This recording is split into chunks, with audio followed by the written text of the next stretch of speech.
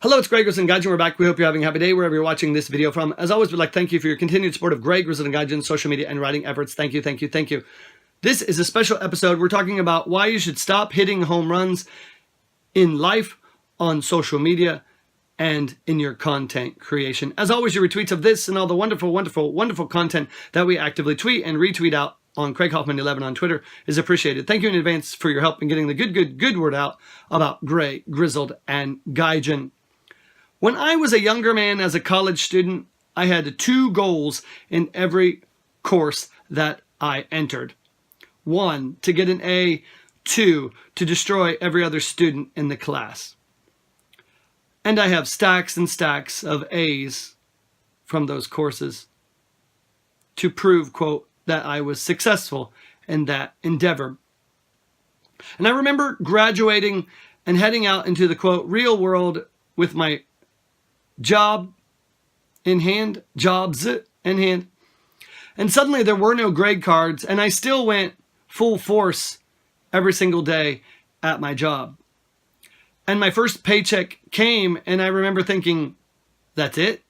That's all there is? And it was. And it was for the next nearly 5 years. No matter how much effort I put in, the paycheck was generally the same. To be sure, if I put in some overtime, I made a bit more, although taxes negated most of those gains. Fast forward to Japan, and I spent 5 years going full force at a job as an assistant language teacher. And I made the same money as my upstairs neighbor did for going 2 hours late to work every single day. To the yen that year, before he was fired, that is. We made the exact same money. There was no advantage to me working so hard. The reality is, in life, sometimes there are diminishing returns for people who give a full effort. And unfortunately, social media and content creation tends to be such a place. Let me give you an example. In 2+ years, I've written 517 blog posts. That's a lot by any measure. I've written 3 books, and I have developed quite a following on Twitter and some measure of influence, especially in this market. But I don't live on social media, and I don't get to write all day long as much as I would like. I have a real life, a job that keeps me hopping, and responsibilities outside of that eat away at my time. I wish that weren't true, but it is. I have X amount of hours every day and each week that I can dedicate to Twitter, writing, and blogging. But I make the most of them.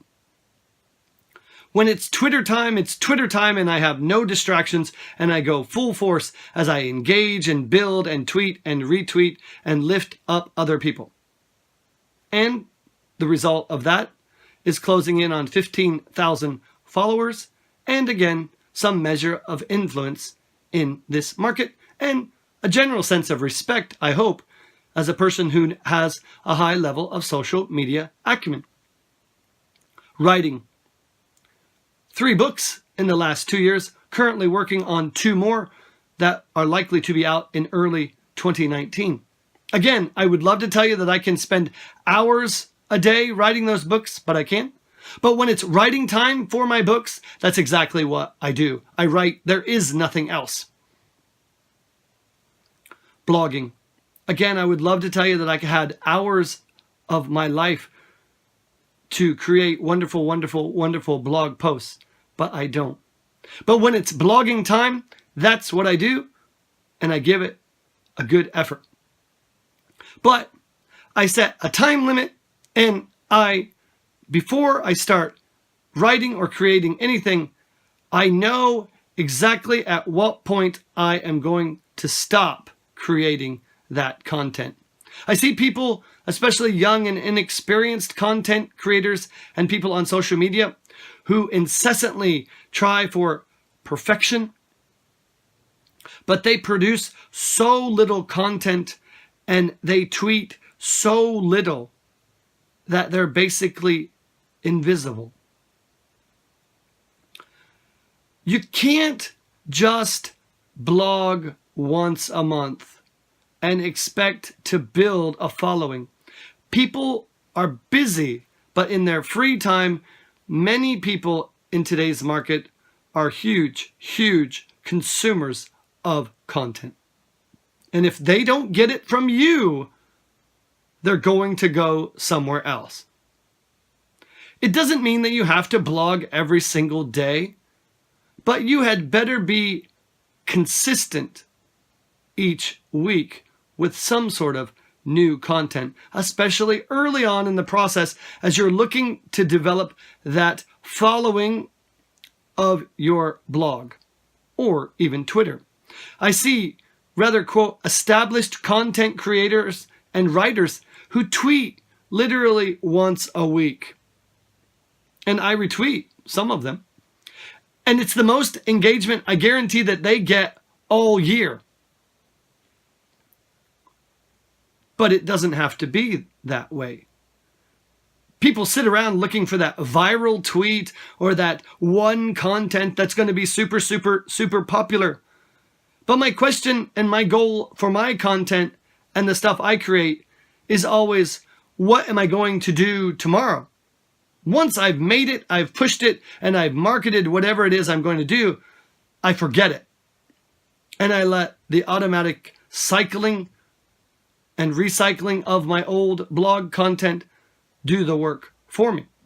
And I focus my limited time on creating new content. Now notice I didn't say perfect content creating content. My goal is never a perfect content. If you want perfect content from me, you're going to pay for it. I'm more than happy to give a very, very above average blog for free.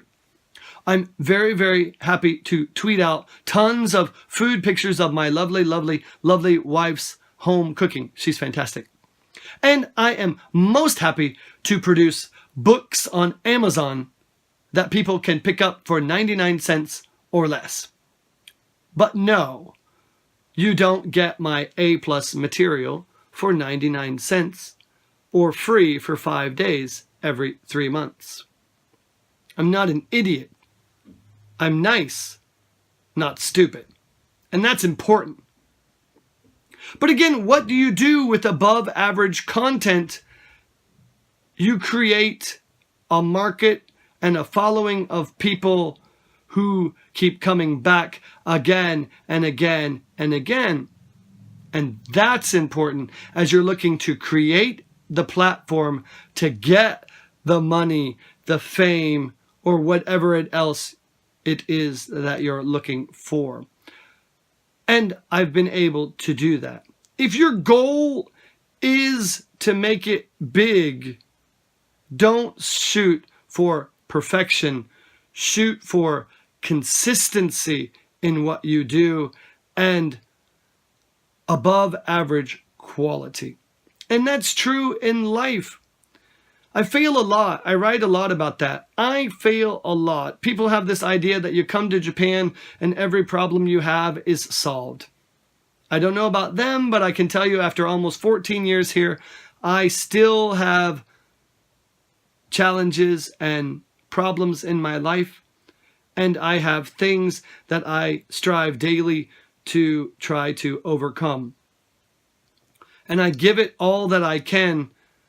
But there's a point at night before I go to sleep that I put those problems and worries down and I can look at myself in the mirror before going to bed and I can say, honestly, Craig, you've done all that you can today.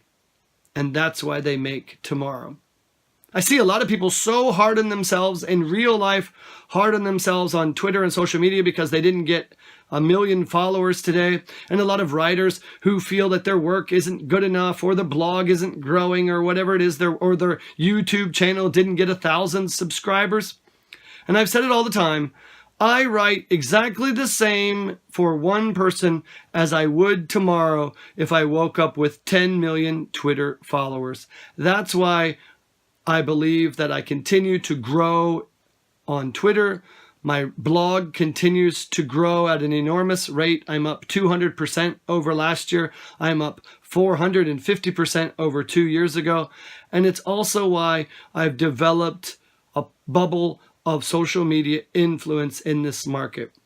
I'm a real person who makes daily, consistent effort to be the best person, the best social media engager I can be, and the best content creator that I can be without the worry that somehow I'm not perfect. And that's okay. So the next time you get discouraged, look in the mirror and don't seek out your imperfections. Realize that you can do it, you are enough, and tomorrow will come for you. That's it, and have a great, great day.